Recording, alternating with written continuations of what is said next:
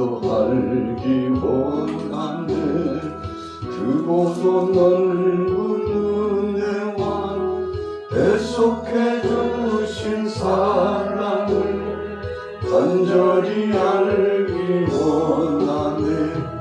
내 평생의 소원, 내 평생의 소원, 계속해 주신 사랑을 간절히 알기 원하네. 성령이 스승되셔서 진리를 가르치시고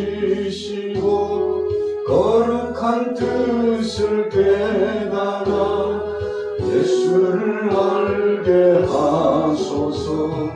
내 평생의 소원, 내 평생의 소원, 계속해 주신 사랑을 간절히 알기 원하네.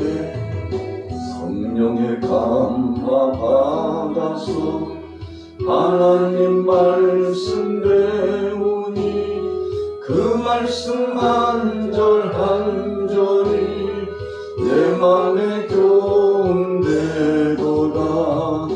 내 평생의 소원, 내 평생의 소원, 계속해 주신 사랑을 간절히 알기 원하네.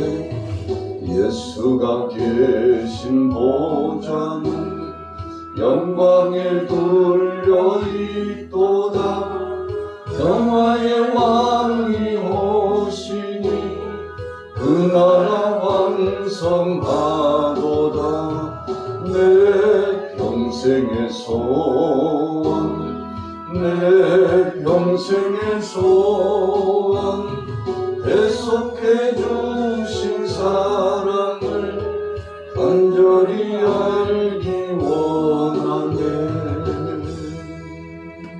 오늘 아침에는 로마서 12장 말씀, 본문의 말씀을 가지고 함께 은혜 받으실 제목은 하나님을 닮아가며 살아가는 인생, 하나님을 닮아가며 살아가는 인생이라는 제목으로 함께 은혜를 나누고자 합니다. 오늘 본문 가운데서 2절 초입에 보면 이렇게 말씀하고 있습니다. 너희는 이 세대를 본받지 말고. 사람들은 본능적으로 따라하려고 하는 그런 기본적인 습성이 있다라는 것을 말씀하고 있습니다. 하나님께서 우리를 창조하실 때 창세기 1장 26절에 보면 우리의 형상과 우리의 모양대로 사람을 창조하셨다고 했습니다. 거기에서 우리라고 하는 것은 성부와 성자와 성령 하나님, 삼위의 하나님을 따라 그 모양과 그 형상을 만드셨다는 것입니다. 그렇다면 그 형상과 모양이라는 것이 하나님도 입이 있고 코가 있고 눈도 있구나, 그런 형상화된 우리가 눈으로 볼 수 있는 형상을 의미하는 것은 아닙니다. 구약 성경 속에 창세기 1장 26절부터 말씀하고 있는 우리 형상과 모양이라고 하는 것은 하나님의 거룩한 성품, 하나님의 선하신 그 아름다운 모습을 담게 했다는 것을 의미합니다. 그래서 저와 여러분들은 하나님을 닮은 자입니다. 그러나 죄가 들어옴으로 말미암아 아담과 하와가 타락하고 사탄의 말에 순종하고 하나님의 말씀은 불순종함으로 말미암아 우리 속에 가증스러운 죄가 들어왔습니다. 그래서 죄가 들어와 하나님의 형상과 하나님의 모양대로 살지 못하도록 거룩성을 훼손했습니다. 그래서 정상적인 눈이 아니에요. 정상적인 마음이 아닙니다. 비정상적인 생각을 가지고 살아갑니다. 그래서 에덴 동산에서 축출된 거죠. 낙원에서 쫓겨났습니다. 그 아름다운 동산에서 하나님과 동행하며 살 수 없었습니다. 왜 하나님과 동행하면서 함께 할 수 없었나요? 죄가 들어왔기 때문에 그렇습니다. 하나님은 죄를 싫어하십니다. 그래서 죄성이 있으면 하나님이 함께 하시지 않습니다. 그래서 하나님 앞에 가까이 할 수 없는 자들이 되었죠. 죄로 말미암아 죽을 수밖에 없게 되었습니다. 쫓김을 받았습니다. 거룩성을 상실했습니다. 우리가 차가 아무리 신차고 좋아도 엔진이 망가져버리면 차가 움직일 수 없습니다. 기름을 막 가득 채워도 시동이 정상적으로 걸리지 않습니다.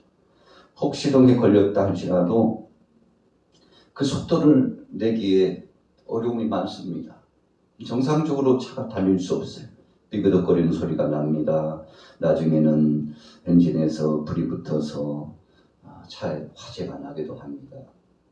그러나 엔진이 깨끗하고 정상적으로 작동하면 기름을 충전하고 그리고 여타 필요한 것들을 잘 조작하고 공급만 해주면 정상적으로 차가 움직이고 그 기능을 다해서 아주 편리성을 우리에게 추구해 주는 선물을 안겨주게 되지 않습니까?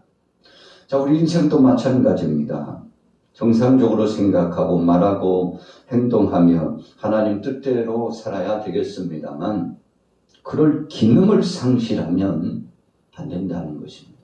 그래서 세상 사람들이 고등학문 천하의 많은 학문을 공부를 하고 또 이해를 갖추고 이런저런 철학적인 사상이나 세상의 어떤 논제를 가지고 연구를 한다고 할지라도 그 지식이 사람을 변화시키지는 못합니다. 오히려 더 많이 배운 사람들이 더 나쁜 일을 할 가능성이 많습니다. 왜 그렇습니까? 근본이 잘못되어 있기 때문에 그렇습니다. 그래서 우리가 찬양에도 천국에 가는 것은 지식으로도 못 간다고 그랬습니다. 돈이 많다고 해서 가는 것이 아니라고 했습니다. 명예와 권세가 있다고 해도 그 나라에 갈 수 없고 오직 믿음으로 가는 나라, 하나님 나라. 우리가 그렇게 정의하면서 찬송을 하죠. 이 믿음이라고 하는 것은 예수를 그리스도로 영접함입니다. 이 믿음은 나 자신의 존재 가치가 하나님께서 천지 만물을 창조해 주심으로 말미암아 우리는 피조물인 것을 인정하고 하나님 앞에 나아가서 그분을 경외하고 찬양하고 경배하는 데 있습니다. 그래서 우리는 하나님 앞에 지음받을 때 찬송하게 하시려고 하나님이 영광을 받으시려고 우리 인생을 지으셨다고 말씀했습니다. 그래서 우리가 정상적인 하나님을 닮아가는 삶을 살게 되면 하나님을 찬양하게 됩니다. 그때부터 하나님 앞에 나가서 간절히 직고하고 회개하고 자백하며 기도하기 시작합니다. 성령께서 영적인 교통의 역사를 통해서 마치 가지가 나무에 붙어 있으면 양분을 흡수하는 것처럼 성령의 역사하심을 통해서 엄청난 영적인 에너지가 우리의 육체와 영혼을 감싸고 힘을 북돋아 줍니다. 그래서 우리는 육신의 떡 하루 세끼의 양식으로 사는 것 같지만 사실은 영의 양식, 성령의 역사를 따라 주시는 영적인 은혜의 양식을 받고서 그것을 먹고 살아가는 인생입니다. 그래서 예수님께서도 사람이 떡으로 살 것이 아니요 하나님의 입으로 나오는 말씀으로 산다.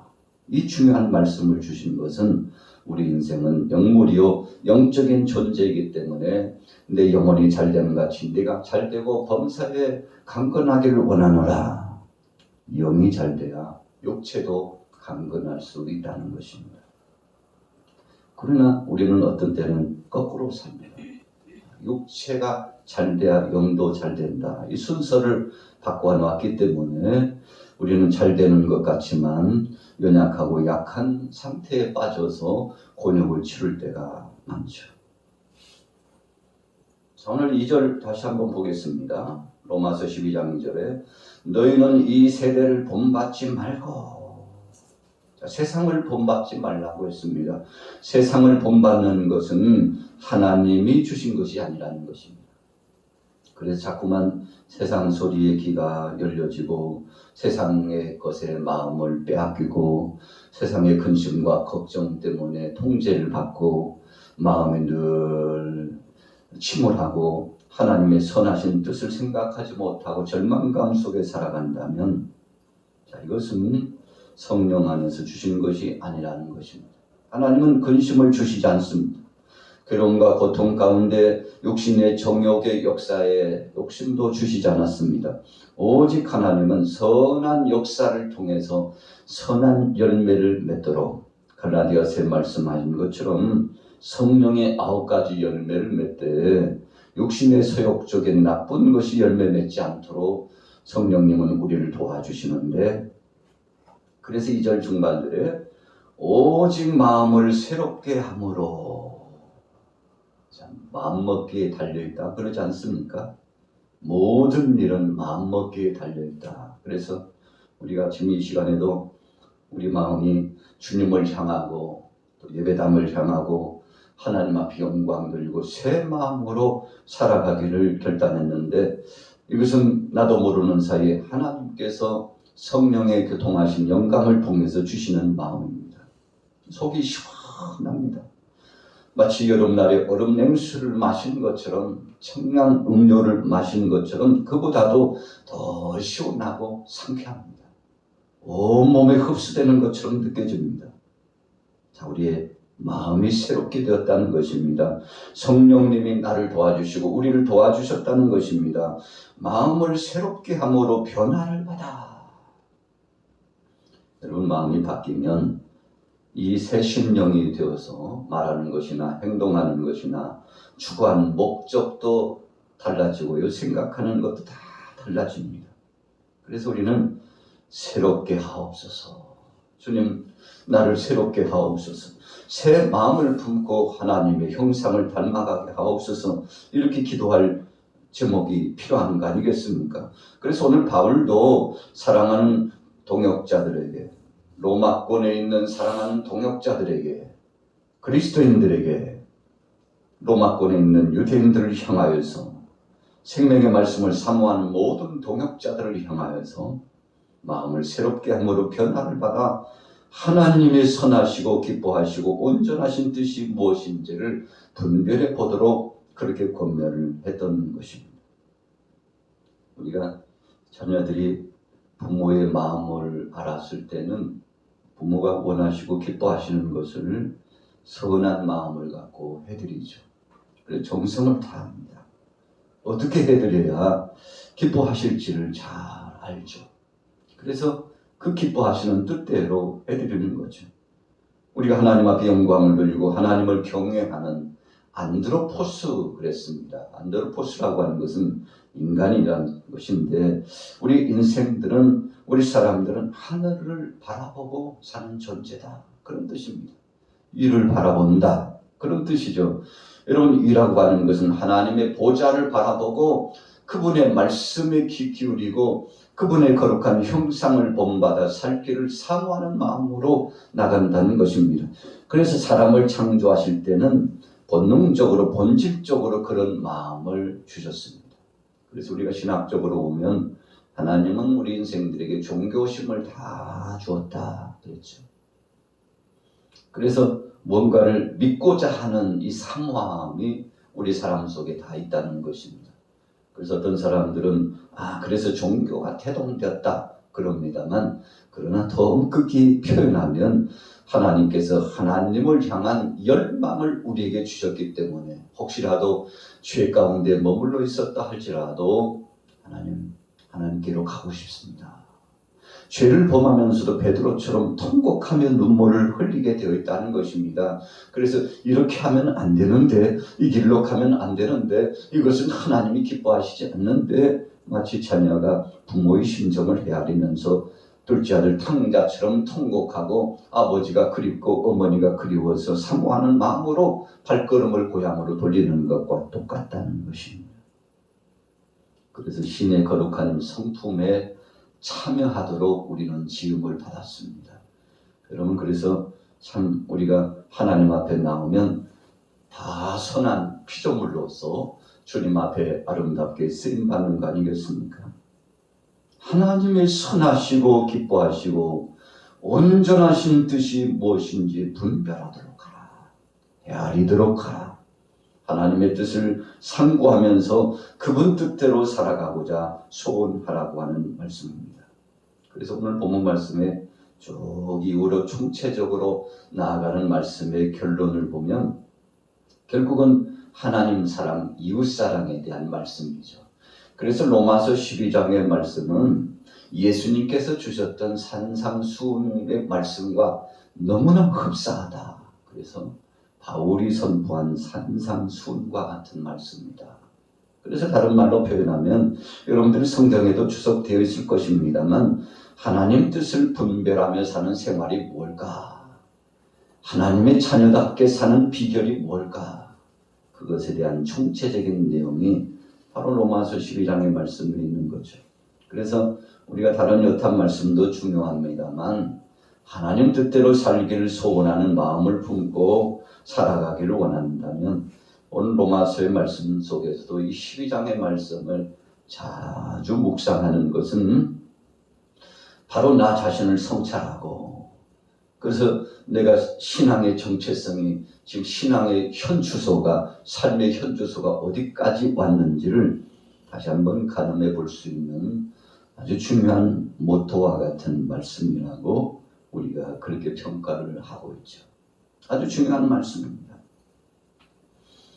3절에 보세요.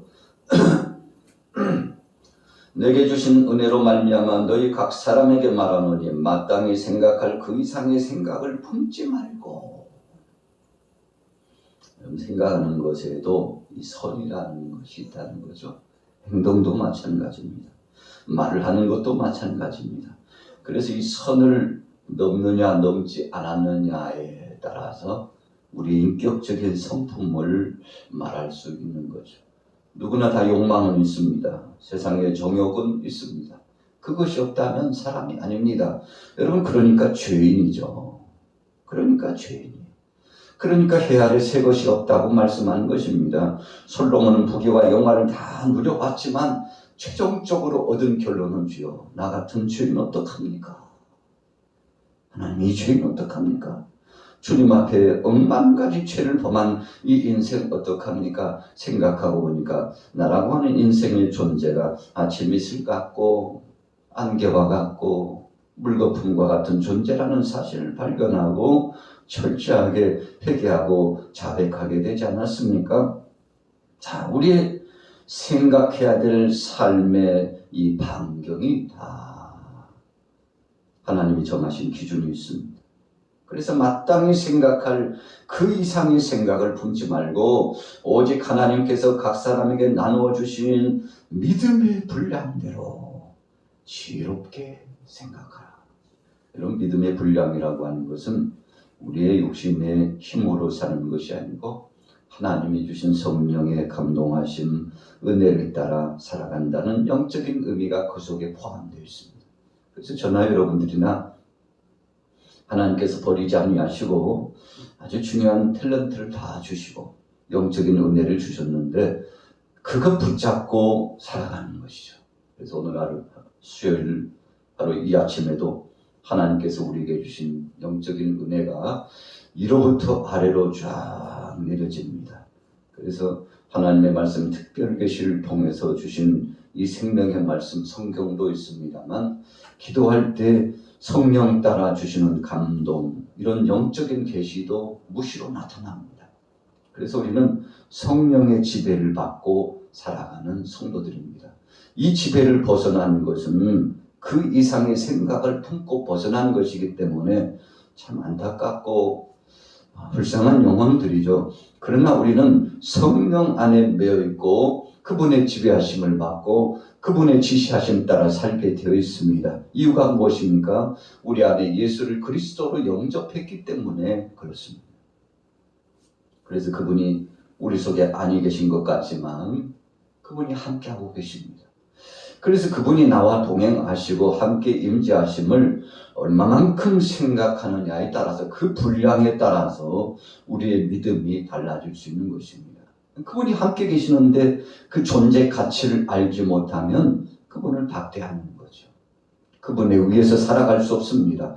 그분의 능력으로 산다는 것을 인식하지 못하기 때문에 불만하고 불평하고 원망하고 하나님의 뜻을 대적하고 거스리고 세상 것을 좋아하고 세상의 육신의 정욕을 쫓아 살아갈 수밖에 없죠. 그러나 저와 여러분들은 지혜로운 사람들입니다. 성령이 지배하심을 받았기 때문입니다.